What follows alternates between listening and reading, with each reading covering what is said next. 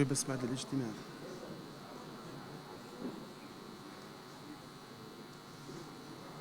جداين أعطي موفق. أوكي.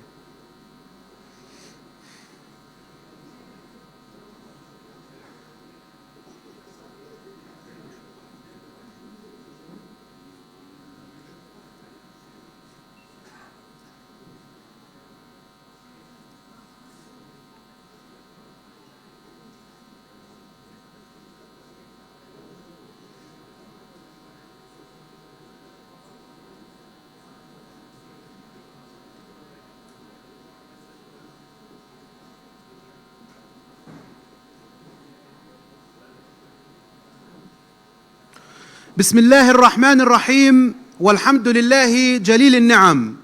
معالي المستشار عيسى أبو شرار، رئيس المحكمة العليا محكمة النقد، رئيس مجلس القضاء الأعلى. عطوفة النائب العام المساعد الأستاذ أشرف عريقات، ممثلا عن عطوفة النائب العام المستشار أكرم الخطيب. السيدة لين هاستينغز، نائبة المنسق الخاص لعملية السلام في الشرق الأوسط والمنسقة المقيمة للأمم المتحدة في الأراضي الفلسطينية. السيدة إيفون هيلي، الممثلة الخاصة لبرنامج الأمم المتحدة الإنمائي. السيدة روبين ويتلوفر، ممثلة كندا في رام الله. معالي الدكتور محمد الشلالدي، وزير العدل، ممثل سيادة الرئيس محمود عباس. أصحاب المعالي والعطوفة والسعادة، الحضور الكريم، كل باسمه ولقبه، السلام عليكم ورحمة الله وبركاته. نرحب بكم في خليل الرحمن التي نجتمع بها اليوم في مناسبة استثنائية سعيدة لافتتاح صرح مهيب، إنه مجمع محاكم الخليل، بما يحوي من مزايا تصون هيبة القضاء وتوفر بيئة ملائمة للتقاضي، تحقيقاً لضمانات المحاكمة العادلة وتسهيلاً لوصول المواطنين للخدمات العدلية. يؤمن مجلس القضاء الأعلى والنيابة العامة وطاقم عملهما من السادة القضاء وأعضاء النيابة العامة والكوادر الإدارية وكافة الشركاء بأهمية ومركزية العدالة على طريق التحرر، باعتبار العدل أساس الملك والجامعة بين الوحدة والتحرر والتقدم في الوجدان الوطني الفلسطيني. اسمحوا لي أن أدعوكم للوقوف احتراما للنشيد الوطني الفلسطيني يتبعه النشيد الوطني الكندي.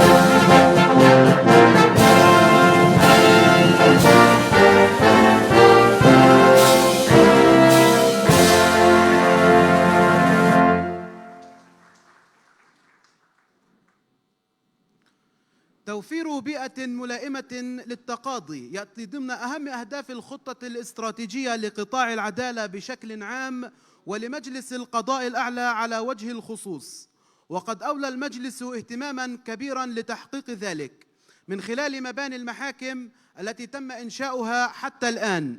وقد كانت أمام السلطة القضائية تحديات جسام في معالجة أزمات بنيوية في محاكم طول كرم وسلفيت وقلقيلية ودورة وطوباس، وقد تم تجاوزها بحمد الله. وما زالت المشاكل قائمة في محاكم أخرى أبرزها محكمة بداية وصلح رام الله، ولكننا إذ نحتفل اليوم بتجاوز معاناة أهلنا في محافظة الخليل، فإن السلطة القضائية تسير بخطى ثابتة نحو تجاوز التحديات حفاظاً على رسالتها السامية. والآن مع كلمة رئيس المحكمة العليا محكمة النقد رئيس مجلس القضاء الأعلى المستشار عيسى أبو شرار، فليتفضل مشكوراً.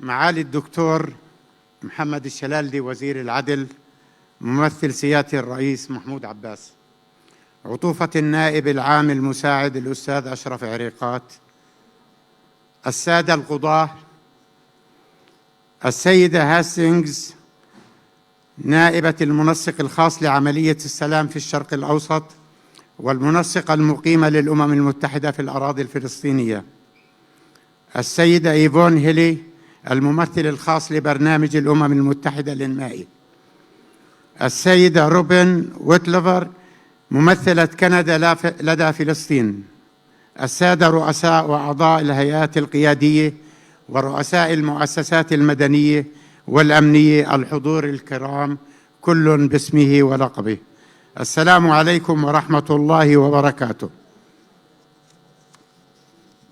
إنها مناسبة سعيدة أن نلتقي اليوم لافتتاح هذا الصرح، وكلنا أمل أن يظل على الدوام مكاناً لتجسيد العدل ورعاية حقوق الناس وحرياتهم، وهي مناسبة ننتهزها لتقديم الشكر والامتنان لكل الشركاء، وعلى رأسهم حكومة كندا وبرنامج الأمم المتحدة الإنمائي وكل من ساهم بهذا الإنجاز، ولا يسعفنا الوقت لذكرهم جميعاً. الضيوف الكرام، إن عملية التقاضي تبدأ من البيئة الملائمة التي تحقق ضمانات المحاكمة العادلة وهيبة القضاء، فلا يمكن الفصل بين القاضي الكفؤ والتشريع العادل والمبنى اللائق. وإن مجلس القضاء الأعلى وبدعم الشركاء يسير بخطوات ثابتة لتطوير المكونات الثلاثة للحفاظ على ثقة المتقاضين بوصولهم إلى العدالة المنشودة. إن وصول النساء والرجال للخدمات العدلية في بيئة مليئة بالتحديات يتطلب مزيداً من التعاون بين الشركاء، ونحن إذ نشعر بالفخر بإنجاد هذا الصرح وحل مشكلات المباني غير اللائقة للمحاكم في محافظات أخرى، فإننا لن ندخر أي جهد لحل المشكلات والمتمثلة بمبنى محكمة بداية وصلح رام الله شديد الاكتظاظ بما ينال من حقوق وكرامة المواطنين. ونحن في مجلس القضاء الأعلى بدأنا خطوات جديدة لاستملاك أرض صالحة لإقامة مجمع محاكم يلبي احتياجات محافظة رام الله والبيري، ونأمل تعاون الشركاء لكي يأتي اليوم الذي نحتفل فيه بافتتاحه كما نحن هنا اليوم. والسلام عليكم ورحمة الله وبركاته.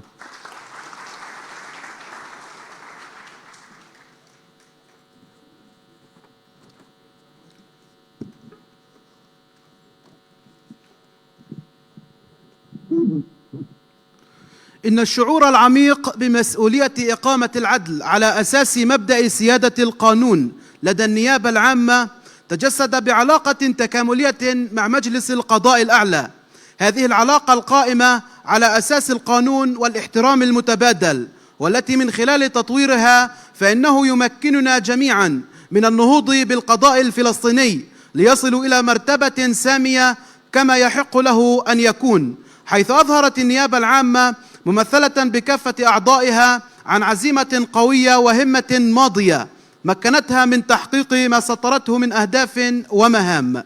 عقدنا العزم دائما لتبقى عدالة النيابة العامة في مدارجها العليا منحازة دائما للحقوق والحريات، تعمل بعقلها الواعي وانفتاحها وإدراكها لآمال شعبنا وطموحاته. نتمنى الشفاء العاجل إلى نجل عطوفة النائب العام المستشار أكرم الخطيب بعد تعرضه لحادث سير أمس، مما منع حضوره ومشاركته في الحفل. وطبعا ينوب عنه النائب العام المساعد الأستاذ أشرف عريقات، فليتفضل مشكورا.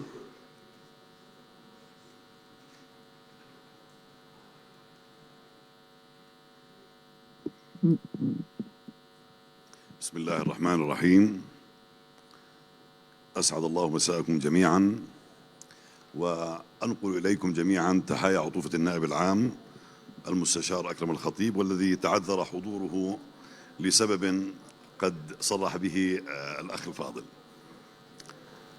معالي الدكتور محمد الشلالدة ممثل فخامة السيد الرئيس محمود عباس حفظه الله، سعادة المستشار عيسى أبو شرار رئيس مجلس القضاء الأعلى، عطوفة محافظ الخليل السيد جبريل البكري، ممثل دولة كندا لدى السلطة الفلسطينية السيدة روبن ويتلفور، المنسقة المقيمة للأمم المتحدة السيدة لين هايستينغ، الممثل الخاص لمدير البرنامج الإنمائي السيدة إيفون هيلي. الحضور الكريم كل باسمه ولقبه. الآن وبعد طول انتظار ها نحن نجتمع اليوم في قلب جسم العدالة الفلسطينية بمحافظة الخليل، حيث تم إنجازه بفضل من الله أولا، ومن ثم بجهود الحريصين على النهوض بالعدالة شكلا ومضمونا، حيث أن هذا المبنى والبالغ مساحته 14,000 متر مربع كفيل بتلبية الحاجات الآنية والمستقبلية للعمل القضائي وتيسير وصول المواطنين للعدالة، باعتباره يقدم خدمة لما يقارب 780,000 مواطن في الخليل، الأمر الذي سينعكس إيجابا على تجسيد روح رسالتنا بمهنية فاعلة مستقلة منسجمة مع مؤسسات قطاع العدالة، وقادرة بلا شك على ضمان إجراءات التقاضي بشكل عادل وسريع يكون فيها التحقيق والترافع خاضعين لمعايير الشفافية والنزاهة والحياد. ديدنها العمل أي النيابة العامة على تعزيز مبدأ سيادة القانون والمساواة، وكذلك الفصل بين السلطات. فأهمية وجود هذا المبنى المتميز سواء على مستوى الموقع أم التصميم الموائم للمعايير الدولية في إنشاء المحاكم والنيابات أتى منسجما ويراعي متطلبات النوع الاجتماعي والأطفال والنساء وذوي الاحتياجات الخاصة، وهو أمر سيكون من شأنه تسهيل وتسريع إجراءات التقاضي ليمهد الطريق أمام مرحلة جديدة من التميز والريادة في تعزيز كفاءة الأداء والإنجاز، وكذلك توفير أفضل الخدمات التي من شأنها أن تسرع عملية البت في الدعاوى وإصدار الأحكام.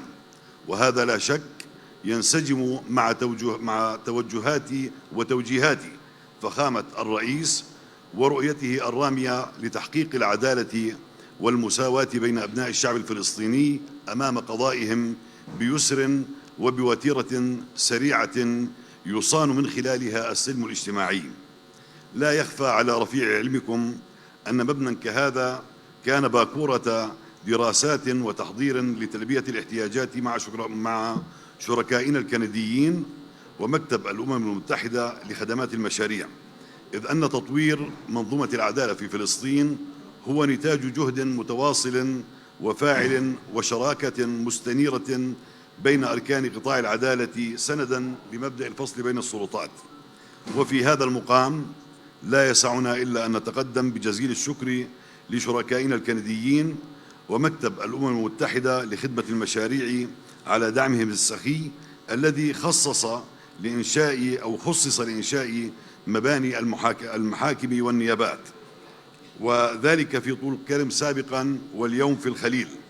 كما وأتقدم بجزيل الشكر والتقدير لمحافظة الخليل وبلدية الخليل على الدعم الذي قدموه لإنجاح هذا المشروع بهذا المستوى الرفيع، والذي كما أسلفنا سينعكس على قدرتنا جميعا بتحقيق أهدافنا بتوفير مبنى ذكي من خلال توفير الطاقة والإدارة التكنولوجية.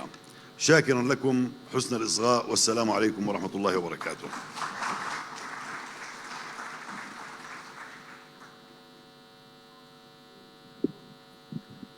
إن الجهود التي تبذلها منظمة الأمم المتحدة في العالم ورعايتها للقضايا الإنسانية من التنمية المستدامة إلى المناخ والبيئة والتنمية الاقتصادية والمهاجرين واللاجئين والمرأة والثقافة والتعليم والمساعدات الإنسانية وحقوق الإنسان والسلم والأمن والصحة، وأخيراً القانون ومنع الجريمة، كل ذلك محل تقدير واحترام من كافة الشعوب التي تلمس أثر هذه الجهود. وتلقى قطاع العدالة وسيادة القانون في فلسطين اهتماماً لافتاً من الأمم المتحدة وما زال. والآن مع كلمة السيدة لين هاستينغز، نائبة المنسق الخاص لعملية السلام في الشرق الأوسط والمنسقة المقيمة للأمم المتحدة في الأراضي الفلسطينية، فلتتفضل مشكورة.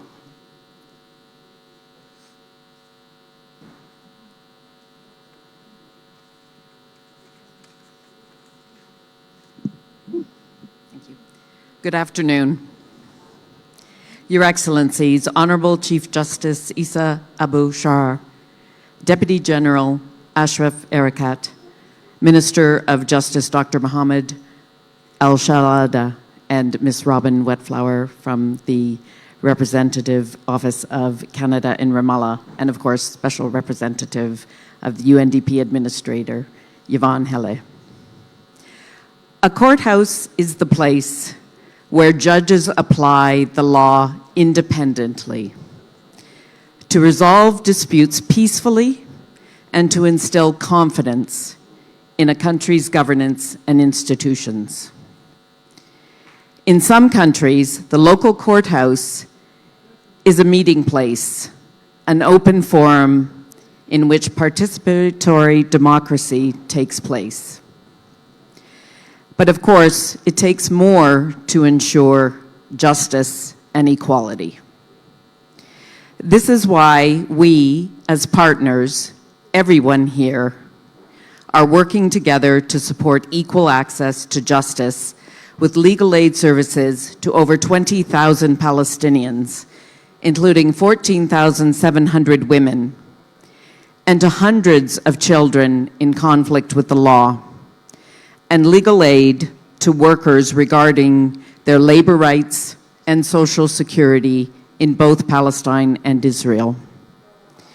This is also why UN entities work to ensure that regional courts operate in the best interests of all citizens. This means focusing on groups who have not traditionally had access to justice, like women survivors of gender-based violence.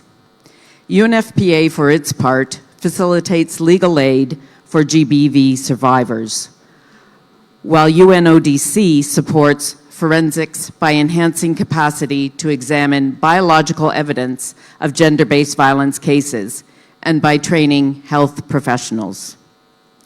In the West Bank, survivors of gender-based violence can access services through the Palestinian Police Family Protection Unit helpline, an initiative developed by a partnership between the UN, the Ministry of Health, and the Ministry of Justice. In addition to legal assistance, the UN works to further strengthen the capacity of justice and security sector partners.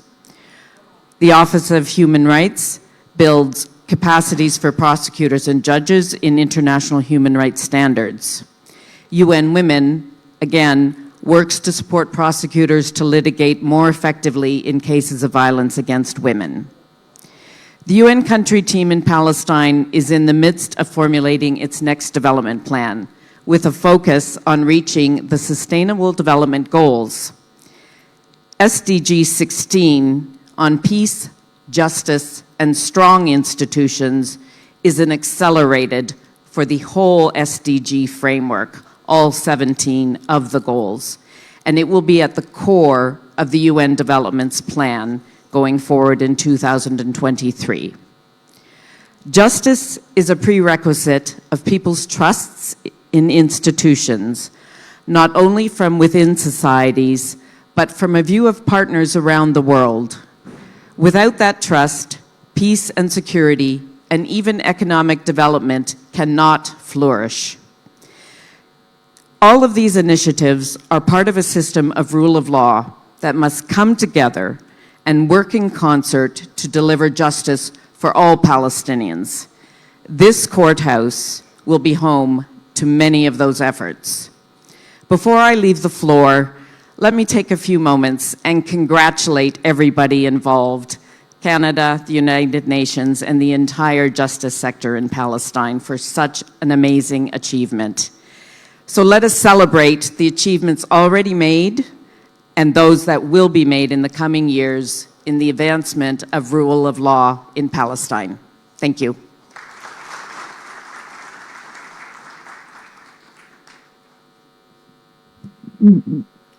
نجدد الترحيب بالحضور الكريم كل باسمه ولقبه، ويشارك معنا عضو اللجنة المركزية لحركة فتح السيد عباس زكي، ومعالي وزير الاقتصاد خالد العسيلي، وعطوفة محافظ الخليل جبريل البكري، وسعادة رئيس بلدية الخليل محمد عمران القواسمي.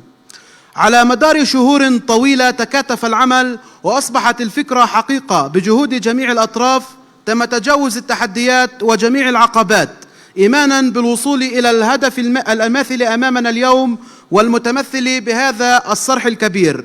نترككم مع فيديو قصير يوجز مراحل البناء والتجهيز.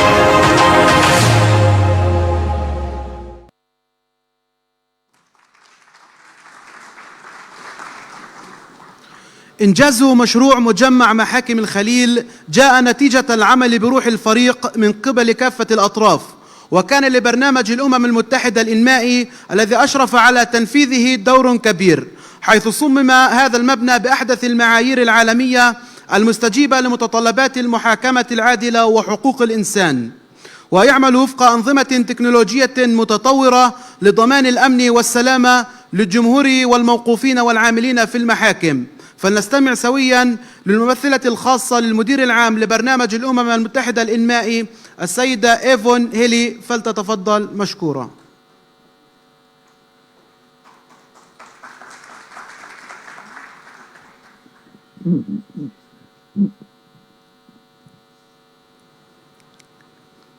Honorable Chief Justice Issa Abu Sharar, Your Excellency Minister of Justice Dr. Mohammed Al-Shalalde, Deputy Attorney General Dr. Ashraf Erakat, Your Excellency Robin Wetlaufer, Representative of Canada in Ramallah, the Deputy Special Coordinator, UN Resident Humanitarian Coordinator Lynn Hastings, Excellencies, members of the bar, distinguished guests, ladies and gentlemen.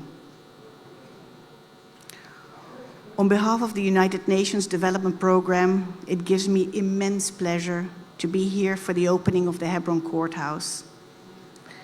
The courthouse has been one of the flagship projects of UNDP, and we're overjoyed to inaugurate it today despite many of the obstacles faced along the way.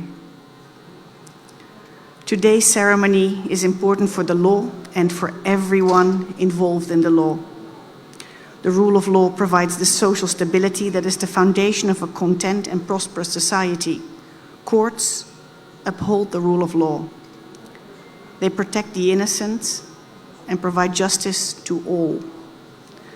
But it is difficult for courts to serve their proper purpose as the physical embodiment of justice if they do not have a dignified and specialized accommodation to allow for the timely administration of justice.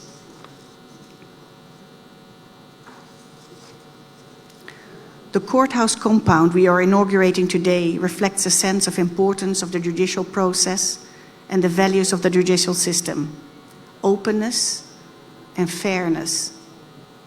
Its design and its features project efficiency and effectiveness. Its structures and its flow will allow the judicial process to move forward in a secure and productive manner. The public will find a structure that eases access to offices and courtrooms. The legal community and court staff will find the facility adaptable to changing needs, demands, and the future growth of the community and its legal proceedings. The Hebron Regional Courthouse, being the second largest court in terms of caseloads after Ramallah's main courthouse, will enhance access to justice for approximately 359,000 people from Hebron and surrounding areas. In 2020-21, the courthouse has dealt with approximately 705,000 cases, so you can imagine the importance. The construction of the courthouse has also generated approximately 66,339 workdays for people in the Hebron and southern area of the West Bank. We are so proud to say that our partnership with you, the High Judicial Council and the Government of Canada, has yielded in the construction of a model for future Palestinian court designs. A model that houses 25 first instance, magistrate and appeal courtrooms, 26 prosecutor offices, 53 different public service counters, and the judicial police services over a gross floor area of approximately 16,050 square meters. A model that is also green, as it utilizes photovoltaic solar panels on the roof and rainwater harvesting, as well as building automation and digitization to minimize energy consumption and maximize the efficiency and quality of services provided. A model that ensures the safety and security for all court users and the privacy needs of women and girls, as well as men and boys. But UNDP's work in the support of the justice system, as Lynn alluded to, is more than bricks and mortar. It is about strengthening the rule of law and supporting the legal process. Since 2008, UNDP has provided support across the justice and security sector, together with strategic partners from various Palestinian institutions, civil society, donors, and of course UN sister agencies. This ranged from the construction of courthouses in Nablus, Jenin, and Khan Yunis to capacity development and investments in digital transformation. And on this front, the Palestinians have proven leadership once again. The Mizan 2 case management technology developed through our Sawasya joint program is not only empowering the most vulnerable amongst Palestinians, but is making its way across justice systems in the region. I know the result we admire today has come with great effort and commitment. I commend the Palestinian government and the High Judicial Council and the Attorney General's Office for the considerable progress made in advancing the rule of law and access to justice, despite the challenging conditions. I would like to express my heartfelt thanks to the Government of Canada for their partnership and shared commitment to strengthen the rule of law and access to justice in the occupied Palestinian territory, and also for their staunch support in seeing this process through. In the end, I would like to congratulate all those who've worked tirelessly during the establishment of the Hebron Courthouse, the staff of the court, and the resident judges who have put up with the disruption of building and moving while continuing to provide services to the public, the contractor, and last but not least, the fabulous team of our engineers who proved to be the dream team under the most difficult of circumstances and were so wonderful to work with. It is a joy to see this building so magnificent, and I wish you all the best of luck in turning it into a living symbol of justice. Thank you. Shukran jazilan.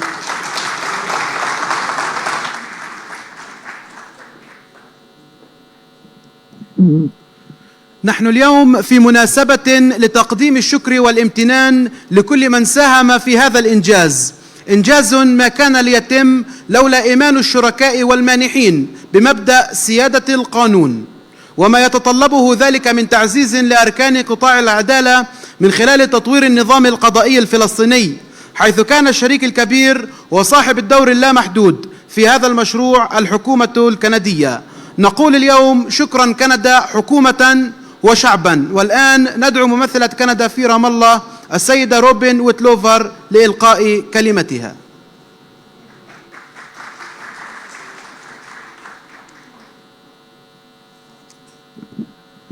Thank you.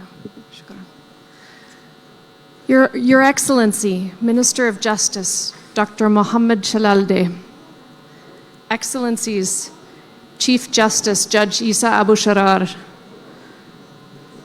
Governor Major General Jibreen al-Bakri, Minister for National Economy Dr. Khaled al-Osaili, Mayor Mr. Mohammed Umran al-Qawasmi, Deputy Attorney General Ashraf Erekat, UN Deputy Special Coordinator Lynn Hastings, and UNDP Special Representative Yvonne Helle.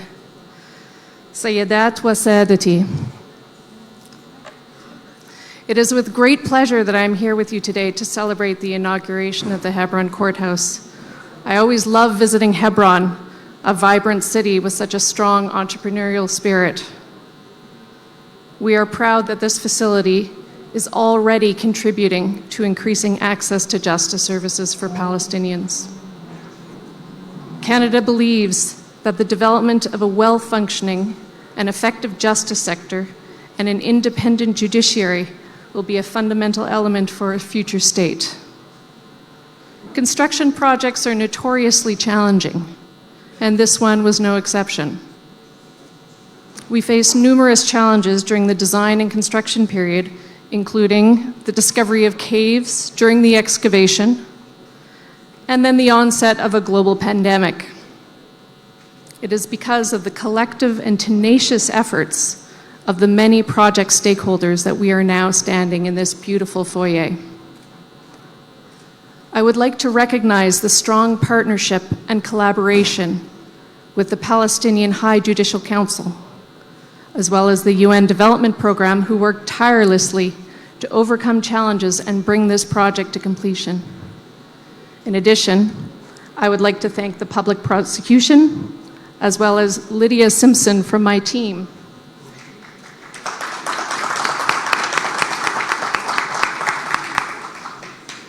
and in particular, the contractors, engineers, and construction workers who worked so hard on this magnificent structure.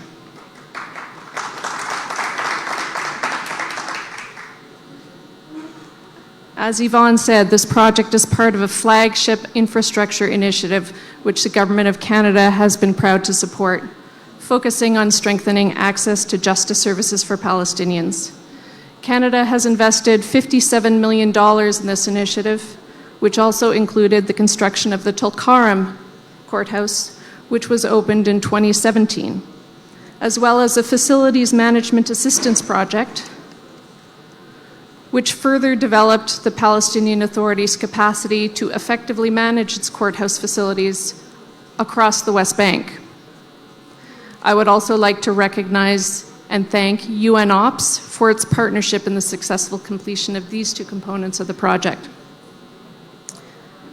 This here is a state-of-the-art facility based on the highest international standards. Safety was a key component in the design. This includes security and firefighting systems, as well as building management software to support effective, efficient, and safe operation of the premises. In addition, environmental considerations were absolutely key and integrated into the courthouse design, including, as Yvonne talked about, the installation of solar panels on the roof, rainwater harvesting system, green areas, and irrigation systems, as well as a selection of materials that contribute to the reduction of energy consumption and running costs. These design elements align with Canada's commitment to protect and conserve the environment and address the mounting threat of climate change. Inclusive and safe access to justice services for all citizens is a building block for a just society. Therefore, considerations for vulnerable groups, including women, girls, and juveniles, were taken into account. This includes privacy and protection features to ensure that sensitive cases, including those related to gender-based violence, are managed appropriately. The courthouse is also designed to ensure that persons with physical disabilities may access fully the premises. Canada is committed to gender equality and the empowerment of women and girls, and we strongly support the representation of women at all levels within the justice sector and judiciary. Therefore, I wanted to take a moment to acknowledge and congratulate Judge Yasmin Jarrad, who is the first woman to be appointed as the head of the First Instant Court here in Hebron.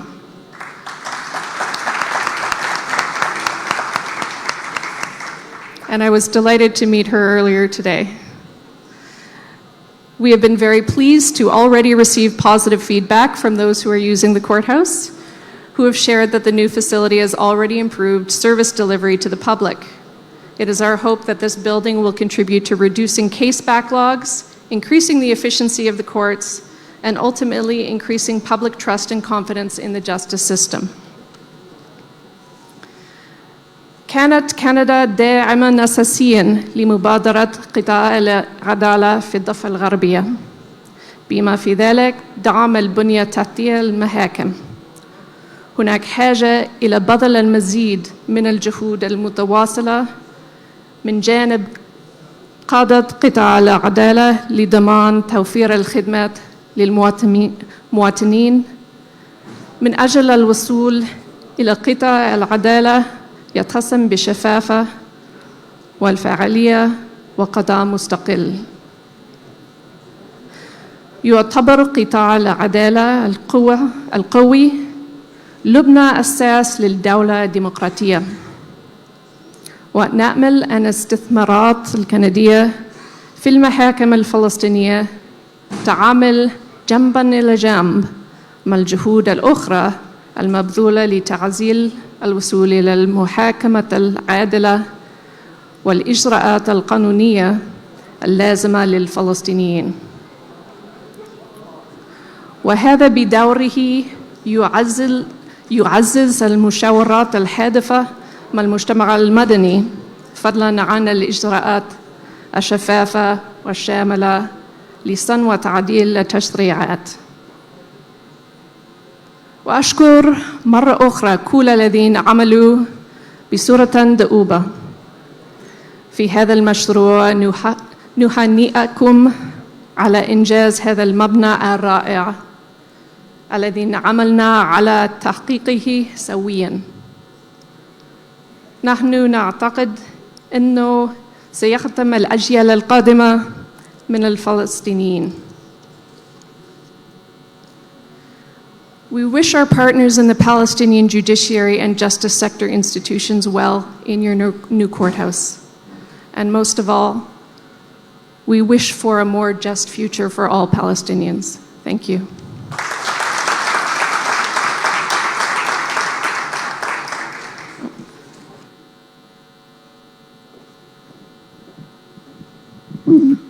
أولى سيادة الرئيس محمود عباس أبو مازن اهتماما كبيرا بالقضاء الفلسطيني، فدولة القانون والمؤسسات هي ثمرة العمل الدؤوب والمتواصل بين كافة الأطراف، وكانت مدينة الخليل في جل اهتمام القيادة الفلسطينية ودعمها المتواصل نحو الإنجاز والازدهار.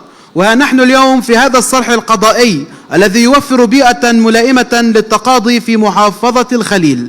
والآن مع كلمة سيادة الرئيس محمود عباس يلقيها ممثلا عنه معالي وزير العدل الدكتور محمد الشلالدي، فليتفضل مشكورا.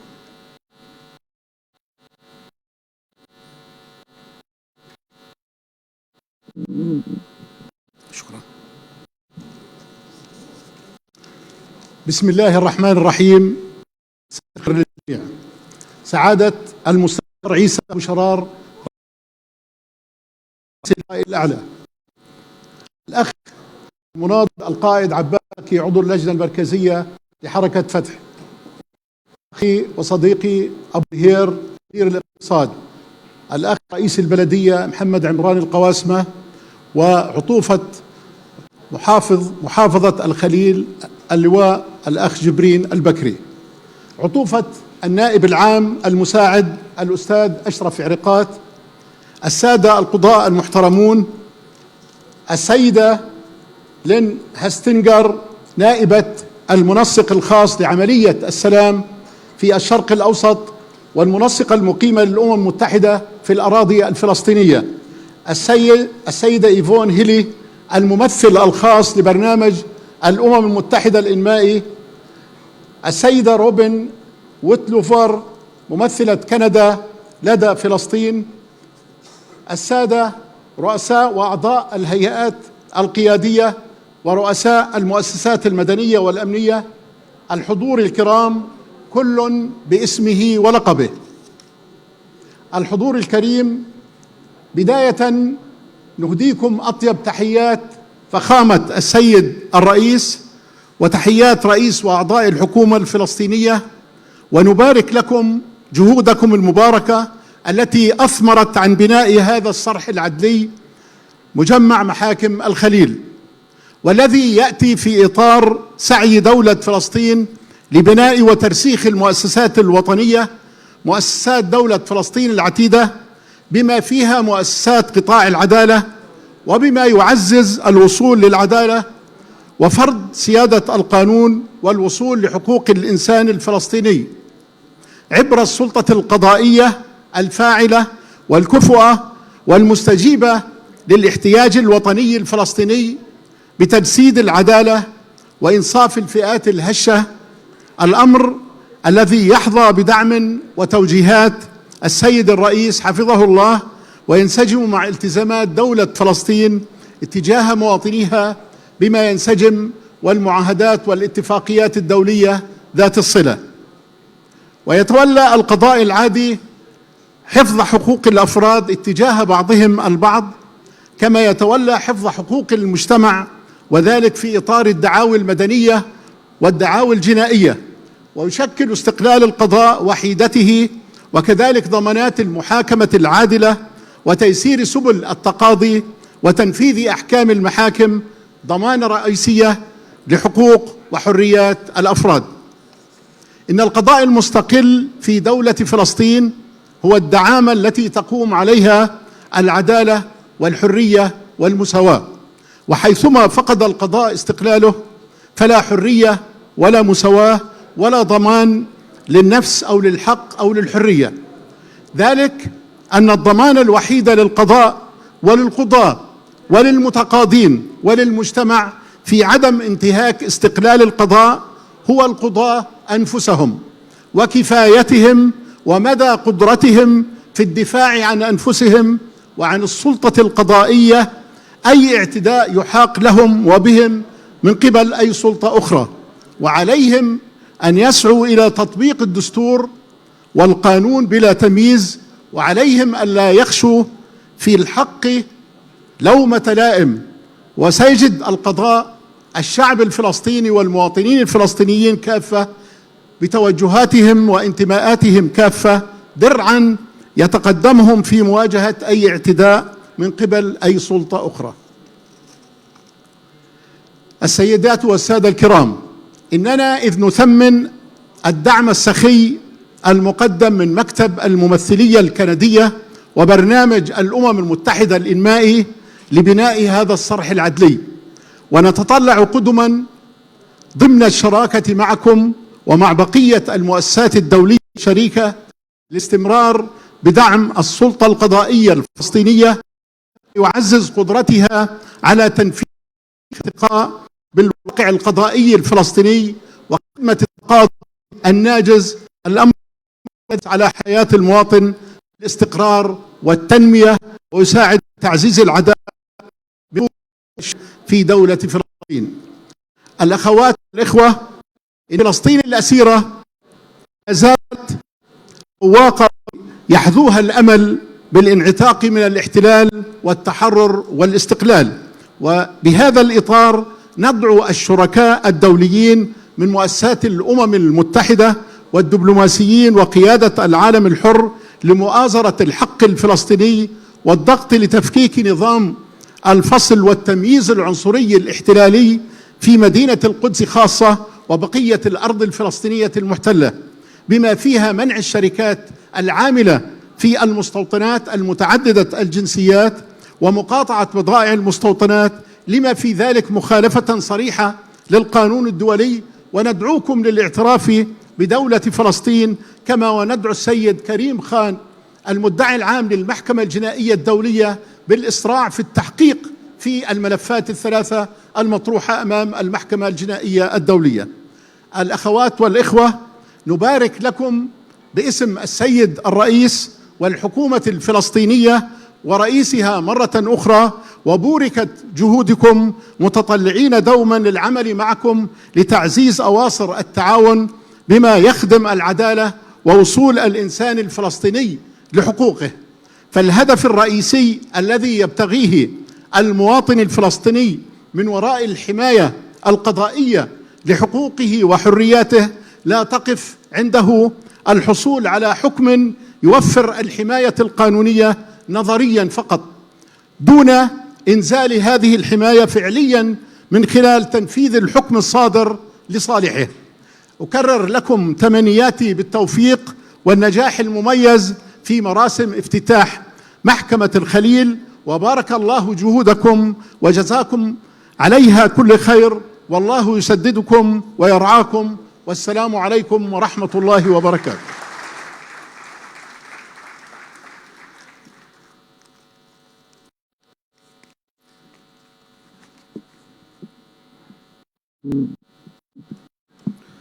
شكرا لكم جميعا.